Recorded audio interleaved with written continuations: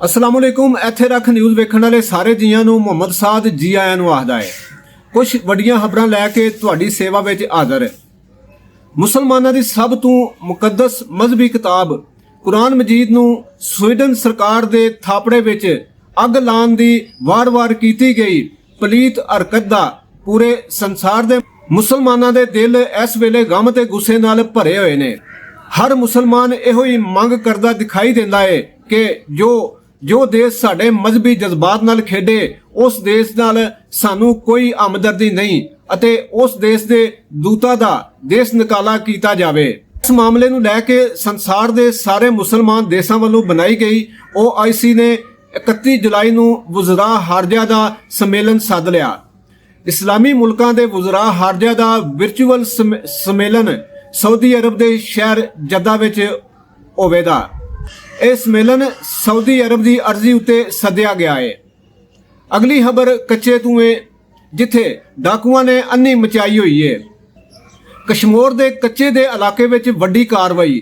जानू अंधड़ ग्रुप के सरदार सने 8 डाकू कुत्ते की मौत मारे गए। मारे जाने वाले डाकू जानू अंधड़ ने 2 वरे पहला सादकाबाद के माई चौक विच 9 बंदे मारे सन अते सोशल मीडिया उत्ते वीडियो पा के ते सरकार नूं धमकियां देंदा रहा। कश्मीर दे कच्चे दे इलाके विच पिछली राती पंजाब अते सिंध पुलिस की सांझी कार्रवाई विच गैंग नूं फड़का दिता गया। अंधड़ गैंग दे सरदार ने अक्तूबर 2021 विच रहीम यार खान की तहसील सादकाबाद विच 9 बंदे मार के ते कतल का एतराफ सोशल मीडिया उत्ते करदे होया जिम्मेदारी कबूली सी। जानू नाम दा अंधड़ गैंग दा सरदार कई सारे मुकदमियां विच शामिल होण तों वख पाकिस्तान दे वजीरे हारजा बिलावल भुट्टो जरदारी नूं भी धमकियां दे चुकिया सी। पंजाब अते सिंध पुलिस ने इस गैंग दे सरदार जानू अंधड़ दे सिर दा मुल 1 करोड़ रुपये पाया होया सी। पुलिस की वड्डी नफरी दा पूरे इलाके विच सर्च ऑपरेशन हाली भी जारी दस्या जा रहा है। दूजे पासे इस वड्डी कामयाब कार्रवाई उत्ते IG पंजाब ने पुलिस नूं शाबाशी दिती अते IG पंजाब ने IG सिंध नाल राबता करके कच्चा ऑपरेशन विच तेजी लियाउण ते डाकुआं खिलाफ सांझी कार्रवाई नूं अगां टोरन दा इरादा कीता। कच्चा ऑपरेशन विच तेजी लियाउण अते डाकुआं खिलाफ सांझी कार्रवाई नूं अगां टोरन दा भी इरादा कीता। अगे वधने CTD दी कार्रवाई। सरकार वालों रोक लाई गई जमात दे 10 लोड़ींदे दहशतगर्द गिरफ्तार।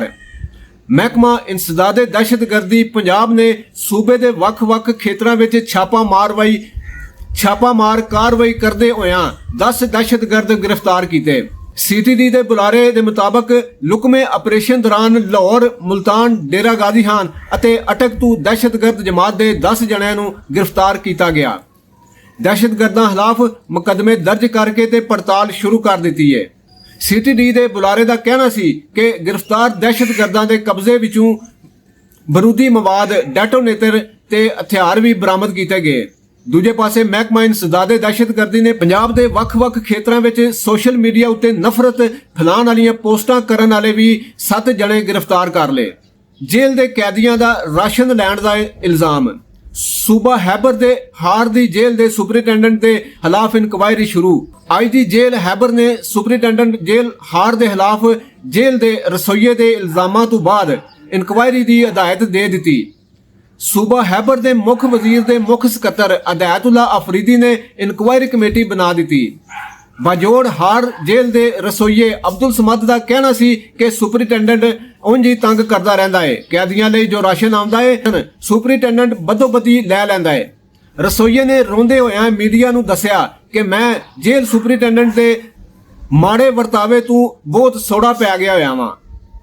वायरल वीडियो वायरल होने तो बाद IG जेल ने सुपरिटेंडेंट जेल के खिलाफ इंक्वायरी की हदायत दी अते बजोड़ हार दे जेल दे रसोईये अब्दुल समद के इल्जाम तो बाद जेलों के मुख सकत्तर ने भी मामले ते कमेटी बना दी अते कमेटी कोलों 5 दिनों विच रिपोर्ट मंग लई। अगली खबर मींह दे करके अड़ नाल संबंधित है। बदलवाई ने लहंदे चढ़दे पंजाब सने पूरे मुल्क विच तबाही मचाई हुई है।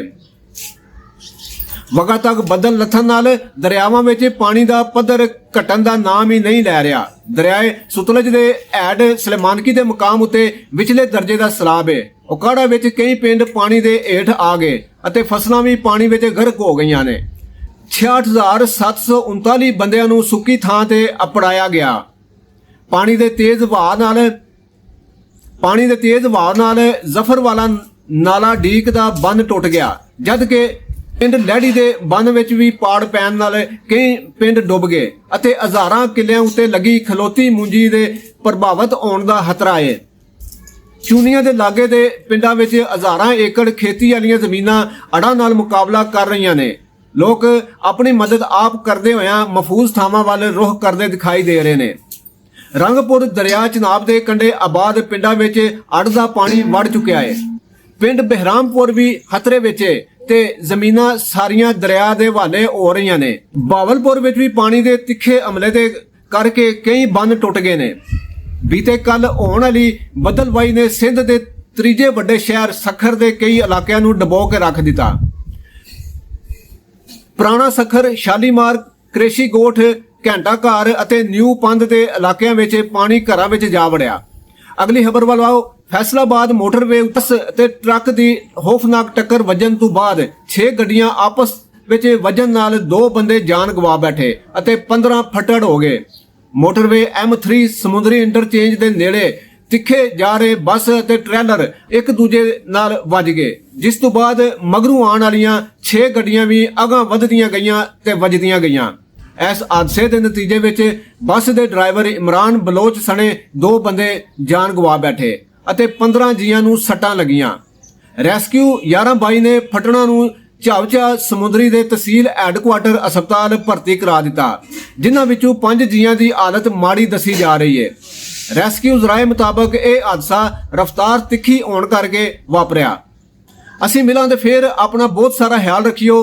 ਤੁਸੀਂ ਹੱਸਦੇ ਵਸਦੇ ਤੇ ਭੱਜਦੇ ਨੱਸਦੇ ਰਹੋ। ਰੱਬ ਰਾਖਾ।